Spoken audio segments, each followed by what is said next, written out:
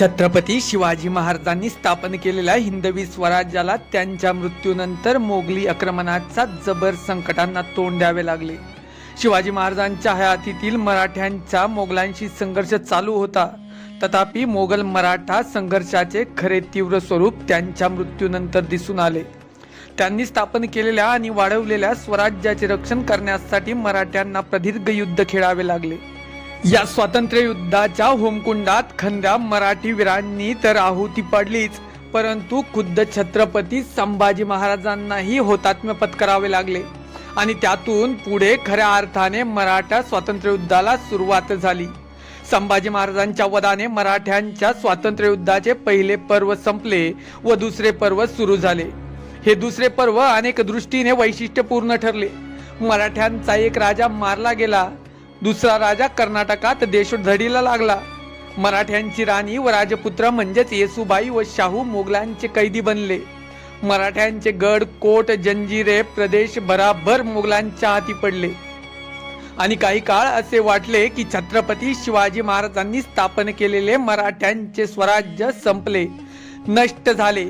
ज्यासाठी महाराजांनी अपरंपार द्रव्य आणि शक्ती वेचली, हजारो तरुण मराठ्यांचे बलिदान दिले, ते मराठ्यांचे स्वातंत्र्य नष्ट झाले आणि मराठे पुन्हा गुलामीत पडले। पण ही भावना काही काळच पसरली। मराठ्यांनी लगेच स्वतःला सावरले। छत्रपतींच्या क्रूर वधाने महाराष्ट्रातील स्वाभिमानी मराठा खवळून उठला व त्याने मिळेल त्या साधनांशी मोगलांशी शत्रूंशी गनिमी काव्याने युद्ध चालू केले।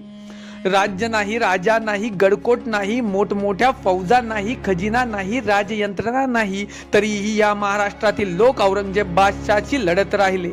ही गोष्ट त्या काळात अचंबा वाटावी अशी घडली। ज्या अवस्थेत एखादा समाज गुलाम होऊन हीनावस्थेला पोहोचला होता, त्या अवस्थेत हा मराठा समाज पेटून उठला। हे सर्व कसे घडले व का घडले याचे परीक्षण करू जाता असे आढळून येते की मराठी संघर्षाच्या मुळाशी छत्रपती शिवाजी महाराजांनी मराठ्यांच्या ठिकाणी जे स्वातंत्र्य प्रेम उत्पन्न केले होते, त्यामुळे हे घडले होते। स्वातंत्र्याच्या स्वराज्याच्या रक्षणाच्या जिद्दीनेच मराठे सामर्थ्यशाली मुघलांशी सतत 27 वर्ष लढू शकले व त्यांनी शेवटी या लढ्यात महान मोगल बादशाह औरंगजेबाचा पराभव केला। मराठ्यांचे राज्य फार तर वर्षभराच्या मोहिमेत आपण नष्ट करू या जिद्दीने आलेल्या या बलाढ्य सम्राटास आपली सर्व ह्यात मराठ्यांशी लढण्यात घालावी लागली। बादशहाचे सेनानी मराठ्यांशी लढत असतात। दररोज बादशाहकडे बातम्या पाठवीत, मराठ्यांना आम्ही पळवून लावले, पराभूत केले, कापून काढले, नष्ट केले। मराठे अनेक वेळा पळाले हे खरे, मराठे अनेक वेळा पराभूत झाले, कापले गेले हेही खरे, पण अखेर ते जिंकले। मोगल हरले, मोगलांनी अनेक लढाया जिंकल्या, पण ते युद्ध हरले। मराठे अनेक लढाया हरले, पण त्यांनी युद्ध जिंकले। चर्चिलने हिटलरशी लढताना हेच उद्गार काढले होते। आपल्या देश बांधवांना तो म्हणाला, we will lose battles but we will win war. स्वराज्याच्या अशा महान संकटकाळी त्याला छत्रपती राजारामांचे करारी व बाणेदार मुसद्देगिरी नेतृत्व लाभले। छत्रपती राजाराम यांचा जन्म गुरुवार दिनांक 24 फेब्रुवारी 1670 या दिवशी झाला। राजाराम हे शांत स्वभावाचे असून राजकुमारास योग्य अशी सर्व लक्षणे त्यांच्या ठायी होती। राजकुमार असताना राजारामांना कोणी व काय शिकवण दिली याची निश्चित माहिती उपलब्ध नाही, परंतु त्यांना लिहिता वाचता येत असे हे दर्शवणारे पुरावे आहेत। हंबीरराव मोहिते या शिवाजी महाराजांच्या सेनापतीच्या देखरेखीखाली राजारामांचे लष्करी शिक्षण झाले असावे। दिनांक 15 मार्च 1680 रोजी छत्रपती शिवाजी महाराजांनी राजारामांचे रायगड येथे सेनापती प्रतापराव गुजर यांच्या जानकीबाई नावाच्या कन्येशी मोठ्या थाटाने लग्न लावले। त्यानंतर 3 एप्रिल 1680 रोजी छत्रपती शिवाजी महाराजांचे निधन झाले। राजारामांच्या पहिल्या पत्नीच्या जानकीबाईच्या मृत्यूनंतर छत्रपती संभाजी महाराजांनी राजारामांचे लग्न सरसेनापती हंबीररावांच्या ताराबाई नावाच्या मुलीशी घडवून आणले। छत्रपती संभाजी महाराजांनी राजारामांची इतर लग्ने कागल येथील घाटगे घराण्यातील राजसबाई व खानविलकर घराण्यातील अंबिकाबाई यांच्याशी लावून दिले। छत्रपती संभाजी महाराजांना मोगलांनी कैद केल्यामुळे स्वराज्यावर महान संकट कोसळले। औरंगजेबाने छत्रपती संभाजी महाराजांना हालाल करून त्यांना मृत्यूदंड दिला. छत्रपती संभाजी महाराजांनंतर स्वराज्याची जबाबदारी महाराणी येसूबाई यांच्यावर आली. वास्तविक पाहता छत्रपती संभाजी महाराजांच्या नंतर त्यांचा पुत्र शाहू यालाच गादीवर बसून छत्रपती बनवायचे. मात्र यावेळेस महाराणी येसूबाईंनी केलेल्या त्यागाचा प्रत्यय आपल्याला येतो. हा त्याग त्यांनी स्वराज्याच्या रक्षणासाठी केला आणि त्यावेळेस त्यांनी गडावरील ज्येष्ठ मंडळींशी सल्लामसलत करून राजारामांना कैदेतून मुक्त केले. 12 नोव्हेंबर 1689 व राजारामास रायगडाचा किल्लेदार चांगोजी काटकर व येसाजी कंक यांनी राज्यारोहण करून त्यांना त्या संकटकाळी मराठी राज्याचे नेतृत्व करण्यासाठी छत्रपती पद दिले. मराठ्यांना आता राजारामांचे नेतृत्व आणि येसूबाईंचे मार्गदर्शन लाभणार होते. संभाजी महाराजांच्या हत्येनंतर औरंगजेबाला वाटले की आता मराठ्यांचे साम्राज्य संपले. मात्र यावेळेस धीराने उभ्या राहणाऱ्या महाराणी येसूबाई, छत्रपती राजाराम, प्रल्हाद निराजी, रामचंद्र पंत अमात्य, संताजी घोरपडे, धनाजी जाधव, शंकरजी नारायण, खंडोबल्लाल चिटणीस अशी सर्व मंडळी स्वराज्य रक्षणासाठी सज्ज झाली. औरंगजेबाला या सर्व घडामोडी समजल्यावर त्याने लगेच आपला सरदार जुल्फिकार खान थेट रायगडास कब्जा करण्यासाठी रवाना केला. 25 मार्च 1689च्या सुमारास रायगडाला वेढा देण्यात आला. मोगलांनी रायगडास घातलेल्या वेढ्यामुळे मराठी राज्याला धोका निर्माण झाला. पण त्याचबरोबर छत्रपती राजाराम, राणी येसूबाई व राजकुमार शाहू यांच्या जीवितासही धोका उत्पन्न होण्याची शक्यता निर्माण झाली होती. या कठीण परिस्थितीतून मार्ग काढण्यासाठी छत्रपती राजाराम व महाराणी येसूबाई, स्वराज्याचे मंत्री व सरदार यांनी रायगडावर सल्लामसलतीसाठी एक बैठक घेतली. यामध्ये महाराणी येसूबाई यांनी अत्यंत निर्धाराने असा सल्ला दिला की शाहू व स्वतः महाराणी रायगडावर रक्षणासाठी राहतील. राज्याचा कारभार राजा म्हणून राजारामांनी पाहावा. छत्रपती राजाराम व त्यांच्या मंत्र्यांनी रायगडावरून निष्ठून बाहेरच्या मुलखात मोगलांविरुद्ध युद्धाची दुसरी आघाडी उघडावी आणि स्वराज्यातील एकंदर युद्धप्रसंग पाहून गरज भासली तर दूरजिंजीस जाऊन मोगलांशी निकराची लढाई द्यावा. येसूबाईंनी दिलेला सल्ला सर्वांना मान्य झाला. रायगडास असलेला मुघलांचा वेढा आता मजबूत होत होता आणि त्यामुळे बिकट परिस्थिती निर्माण झाली. यातून मार्ग काढण्यासाठी वरील योजनेप्रमाणे 5 एप्रिल 1689 रोजी छत्रपती राजाराम व त्यांचे मंत्री रामचंद्र पंत अमात्य, बावडेकर, प्रल्हाद निराजी, प्रतिनिधी शंकरजी नारायण आणि इतर मुत्सद्दी रायगडावरून निसटले आणि प्रतापगडावर आले. राजारामांनी आपल्या मायका मुलांना विशाळगड आणि रांगणा किल्ल्यावर ठेवून सर्व स्वराज्यात जातीने फिरून मोगलांशी लढण्याचा चंग बांधला. दरम्यानच्या काळात मोगल सेना राजाराम महाराजांना पकडण्यासाठी त्यांचा शोध घेऊ लागली. त्यामुळे राजाराम महाराजांना एका किल्ल्यावर राहणे धोक्याचे होते. मोगलांनी जेव्हा निकराने छत्रपती राजाराम महाराजांचा पाठलाग सुरू केला तेव्हा ते सुरक्षितेसाठी पन्हाळा किल्ल्यावर गेले. छत्रपती राजाराम पन्हाळा किल्ल्यावर असताना सेनापती संताजी घोरपडे यांनी तुळजापूर येथील औरंगजेबाच्या छावणीवर धाडसी हल्ला करून त्याच्या तंबूवरील सोन्याचे कळस कापून आणले. बहिर्जी व मालोजी घोरपडे बंधूंनी आणि सेनापती विठोजी चव्हाण यांनी जुल्फिकार खानावर हल्ला केला. त्याचे 5 हत्ती जिंकून आणले. परंतु मराठ्यांच्या या दैदिप्यमान लष्करी हालचालींनी मोगलांच्या स्वारीतील घोडदौड आगळा बसला नाही. संकटमय परिस्थितीत राजाराम महाराजांना महाराष्ट्रात राहून लढा देणे कठीण असल्यामुळे त्या संकटास तोंड देण्याकरता त्यांनी आपल्या मंत्र्यांशी सल्लामसलत करून प्रल्हाद निराजी यांच्या सल्ल्याप्रमाणे जिंजी येथे जाऊन औरंगजेबाविरुद्ध दुसरी युद्ध आघाडी निर्माण करण्याचे ठरवले.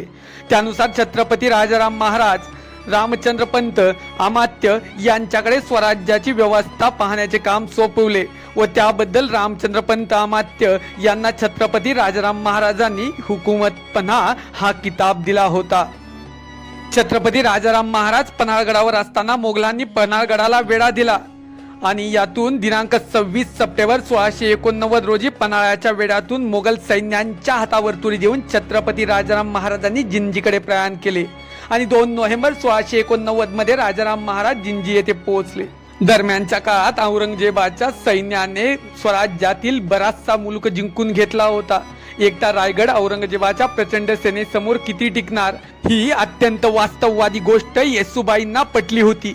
तेव्हा रायगडास मोगलांना द्यावा व देताना आपल्या जीवाला किंवा आपल्या मुलाच्या जीवाला त्रास होणार नाही असे वचन घेऊन महाराणी येसूबाई शाहू व गडावरील काही निवडक माणसे 3 नोव्हेंबर 1689 मध्ये शरण आले. खानाने त्यांना ताब्यात घेतले. यानंतर महाराणी येसूबाई व शाहू महाराज अनेक दिवस मोगलांच्या नजरकैदेत होते. आयुष्यातील 29 वर्ष स्वराज्याच्या रक्षणासाठी महाराणी येसूबाईंनी औरंगजेबाच्या म्हणजेच मोगलांच्या नजरकैदेत घातली. मराठ्यांची राजधानी मोगलांनी जिंकली. महाराणी येसूबाई व शाहू मोगलांच्या कैदेत गेले. राजाराम महाराजांनी जिंजीचा आश्रय घेतला. अशी विलक्षण परिस्थिती निर्माण झाली होती. राजारामास ताब्यात घेण्यासाठी औरंगजेबाने जिंजीला वेढा देण्याचा हुकूम दिला आणि जुल्फिकार खान याला ही जबाबदारी देण्यात आली. 1690च्या सप्टेंबर महिन्यात जिंजी किल्ल्याला मोगलांनी वेढा दिला व वेढा थोडा थोडा नाही चांगला 8 वर्ष तसाच होता. जुल्फिकार खानाची फौज जिंजीला वेढा घालून बसलेली असतानाच पुष्कळदा संताजी आणि धनाजींच्या सैन्याने हल्ले करून मोगल सैन्यांना बेजार केले होते. बऱ्याच वेळेस मोगल सैन्यांची रसद तोडली होती. त्यामुळे जुल्फिकार खान वैतागून मराठ्यांशी तह करण्याची भाषा बोलू लागला होता. जवळजवळ 7 ते 8 वर्ष मोगल जिंजीवर ठिय्या ठेवून होते, पण जिंजी त्यांना जिंकता आली नाही. संताजी व धनाजी यांच्या पराक्रमामुळे मोगलांना ते शक्य झाले नाही. जुल्फिकार खानाने मराठ्यांना पराभूत करू शकला नाही. मराठ्यांचा गनिमी कावा यशस्वी ठरत होता. मोगल मराठे आता जिंजीच्या वेड्याबाबत कंटाळले होते. जिंजी जिंकलीच पाहिजे यावर औरंगजेब बादशाहने भर दिला होता. 1698 मध्ये जिंजीचा वेढा पुन्हा एकदा कडक करण्यात आला. जुल्फिकार खान याने पुन्हा एकदा जोरदार प्रयत्न केला. छत्रपती राजाराम महाराजांनी खंडोबाला चिटणीस यास खानाची भेट घेण्यास पाठवले आणि जिंजी मोगलांना देण्याचे ठरले. त्या अगोदर दरबारातील मंडळींना जिंजीच्या किल्ल्याबाहेर जाऊ द्यावे ही विनंती खानाने मान्य केली. गणोजी शिर्के यांच्या मदतीने जिंजीच्या किल्ल्यात असलेली मंडळी बाहेर पडली. ही सारी मंडळी धनाजी जाधवांच्या मदतीने 22 फेब्रुवारी 1698 मध्ये विशाळगड येथे येऊन पोहोचली आणि जिंजी मोगलांना मिळाली. फेब्रुवारी 1698 मध्ये जिंजीहून महाराष्ट्रात परत आल्यावर छत्रपती राजाराम महाराजांनी सातारा येथे आपला दरबार स्थापन केला. महाराष्ट्रातील आपल्या अधिकाऱ्यांनी 1689 ते 1698 या दरम्यान केलेल्या लष्करी व मुलकी कारवायांना स्वराज्याचा झालेला कायापालट पाहून छत्रपती राजाराम महाराज खुश झाले. त्यांनी अधिकाऱ्यांच्या कारभाराची व स्वराज्यनिष्ठेची प्रशंसा केली व त्यांना योग्य ती बक्षिसे दिली. छत्रपती राजाराम महाराज स्वराज्यात परत आल्यावर त्यांना मोगल सैन्य मराठ्यांविरुद्ध केलेल्या लढायामुळे खिळखिळे झालेले दिसले. त्या गोष्टीचा फायदा करून घेण्याचे त्यांनी ठरवले. त्यामुळे त्यांनी आपल्या सैन्याच्या बचावात्मक लढाईचा फाटा देऊन मोगलांविरुद्ध आक्रमण धोरण अवलंबले. त्यासाठी त्यांनी स्वतःच्या नेतृत्वाखाली खानदेश व वराड या मोगलाई प्रदेशात मोहीम काढली. उस्मानाबाद जिल्ह्यातील परांड्याजवळ मोगल मराठा संघर्ष झाला. छत्रपती राजाराम महाराजांच्या या सर्व हालचालींनी महाराष्ट्रात नवे चैतन्य निर्माण झाले. मराठ्यांचे राज्य पुन्हा थाटात चालले हे पाहून औरंगजेबास अतिशय खेद झाला. आपले सेनानी कामात कुचराई करीत असल्यामुळे त्याने स्वतःच्या अधिपत्याखाली दिनांक 19 ऑक्टोबर 1699 रोजी स्वराज्य पादाक्रांत करण्यासाठी आपली ब्रह्मपुरी येथील छावणी सोडून मोठी मोहीम काढली. परंतु छत्रपती राजाराम महाराजांनी त्या मोहिमेने गांगरून न जाता त्या मोहिमेला प्रतिउत्तर म्हणून खानदेश व वराड मधील मोहीम सुरू ठेवली. मराठ्यांनी औरंगाबाद, जालना, बीड या भागात जोरदार आघाडी घेतली व मराठा सैन्य खानदेश व वराड मध्ये जाण्याच्या तयारीत असतानाच जुल्फिकार खानाने त्यांचा पराभव केल्यामुळे छत्रपती राजाराम महाराजांना स्वराज्यात परत फिरावे लागले. औरंगजेबाने साताऱ्याच्या किल्ल्याला वेढा घातला असल्यामुळे मुख्य मराठी सैन्य तिकडे धावले व छत्रपती राजाराम महाराज सिंहगडावर गेले.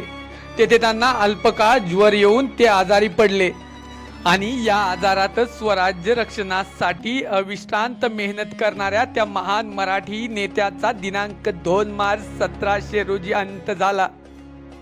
छत्रपती राजारामांच्या चतुर, कल्पक, समंजस, बाणेदार, धडाडीच्या व रचनात्मक कार्याच्या नेतृत्वामुळे 1689 ते 1700 या कालखंडात स्वराज्य पुन्हा मुघलांशी झगडण्यास इतक्या खंबीर पायावर उभे राहिले की मोगल मराठा संघर्षात ते 1707 मध्ये विजयी झाले आणि छत्रपती राजाराम महाराजांच्या मृत्यूनंतर मराठ्यांच्या स्वातंत्र्ययुद्धाचा शेवटच्या पर्वाचे नेतृत्व महाराणी ताराबाई यांनी केले.